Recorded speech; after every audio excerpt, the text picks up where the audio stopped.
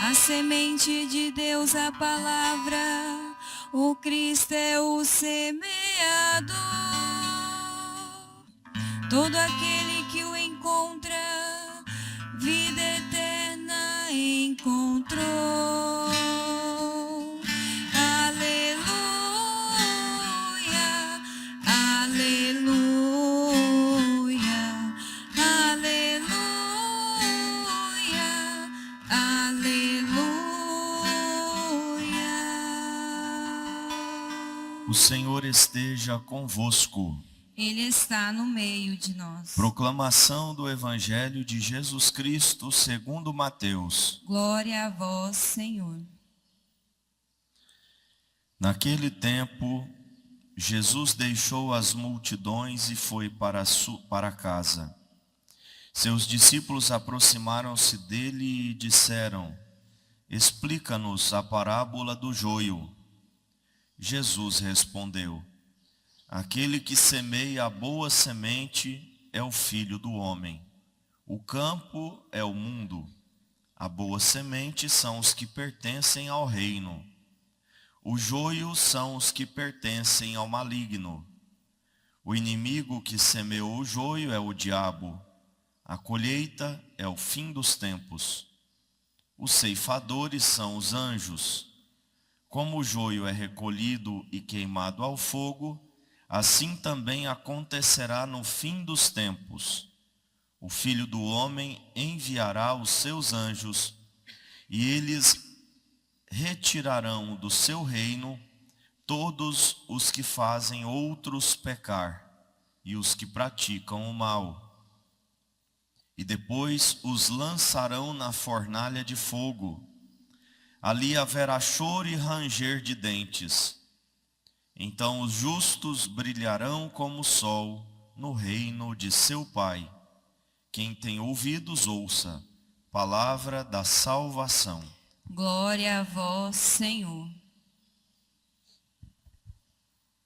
Queridos irmãos, nós ouvimos a primeira leitura do livro do profeta Jeremias. O profeta é levar a Deus uma oração sincera, uma oração emocionante, uma oração onde o profeta assume, por assim dizer, as dores do povo, as dores que eles estavam passando por causa dos seus pecados, por sua própria culpa. Mas o profeta se vê um com o povo e eleva a Deus uma oração piedosa, uma oração forte. Derramem lágrimas meus olhos, noite e dia sem parar, porque um grande desastre feriu a cidade. A jovem filha de meu povo, um golpe terrível e violento. Então, o profeta lamenta a cidade ou o povo de Deus, essa jovem filha de meu povo, é o povo, o próprio povo de Deus, que está vivendo um tempo de seca, um tempo de fome, um tempo de penúria. E ele então continua: se eu sair ao campo, vejo cadáveres abatidos à espada. Se eu entrar na cidade, deparo com gente consumida de fome.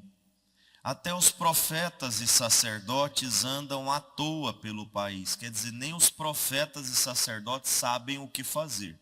Embora ele seja um profeta, também ele está dizendo, a gente não sabe mais o que fazer. Estamos perdidos. Estamos vivendo tempo de calamidade.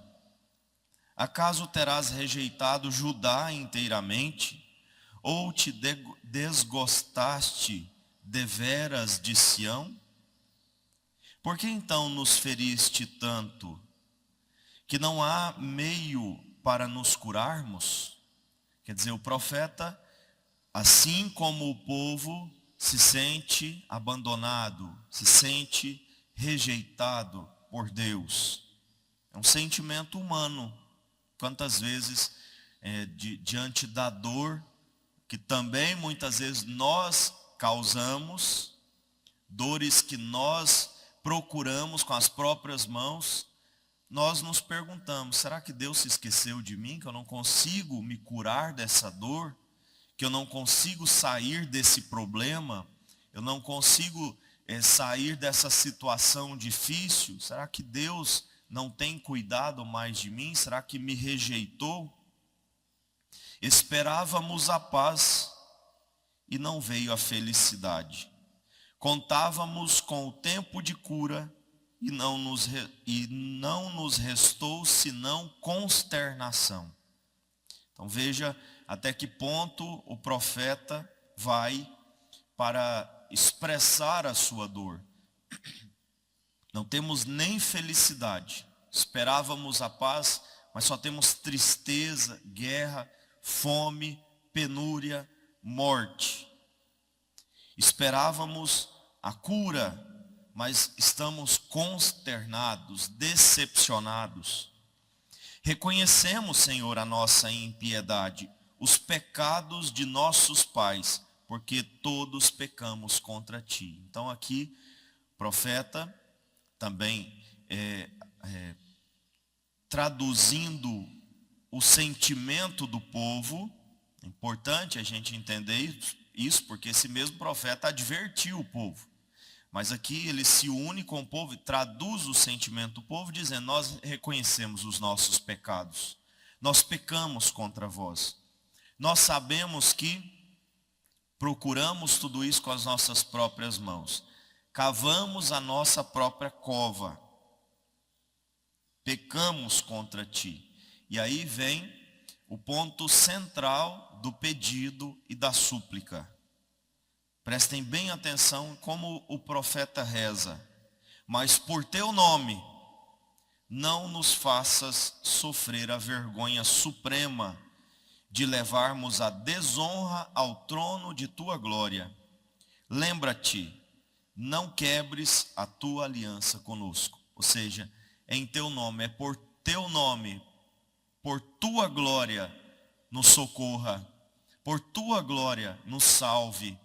Não por nossos méritos, porque nós não temos. Não porque nós merecemos, mas porque o Senhor merece. Pela Tua glória, por Tua honra, por Teu nome. Lembra-te de nós. Não quebres a aliança conosco. Acaso existem entre os ídolos dos povos os que podem fazer chover? Acaso podem os céus mandar-nos as águas? Ou seja, quem vai resolver esta seca, esta fome, esta penúria é o Senhor. Os deuses pagãos, os arranjos humanos não vão resolver nossos problemas. Até hoje nós temos consciência disso. A gente pode fazer de tudo, mas se Deus não mandar a chuva, não resolve nada. Ou seja, a graça, a bênção vem de Deus. O sustento para a nossa vida vem de Deus. Os deuses pagãos, as coisas humanas, os arranjos humanos não resolvem os nossos problemas. Só Deus tem poder para fazer chover. Só Ele pode mandar-nos água, ou seja, só Ele pode nos dar vida de verdade. Não és Tu, Senhor nosso Deus, que estamos esperando? Tu realiza todas essas coisas. É a conclusão dessa oração. Ou seja, o profeta mostra a dor do povo, reconhece que essa dor vem por causa dos seus próprios pecados, mas recorre a Deus como nosso Salvador, dizendo que é Ele que pode nos trazer vida e não os deuses pagãos ou os deuses falsos. Ele realiza essas coisas. Então veja, olhando a oração do profeta, que é uma oração muito madura, ao mesmo tempo que se mostra muito humana, uma oração humana, que parece muitas vezes com a nossa, pelo menos em alguns aspectos, é uma oração muito madura, numa maturidade espiritual muito grande. Olhando essa oração, nós podemos aprender como também devemos rezar, como também devemos elevar a Deus a nossa súplica, o nosso pedido, mas também confiar que Ele pode fazer todas as coisas e só Ele pode. Por isso, nesse dia, vamos pensar um pouco no que estamos passando, seja um problema material, um problema físico de saúde ou um problema espiritual.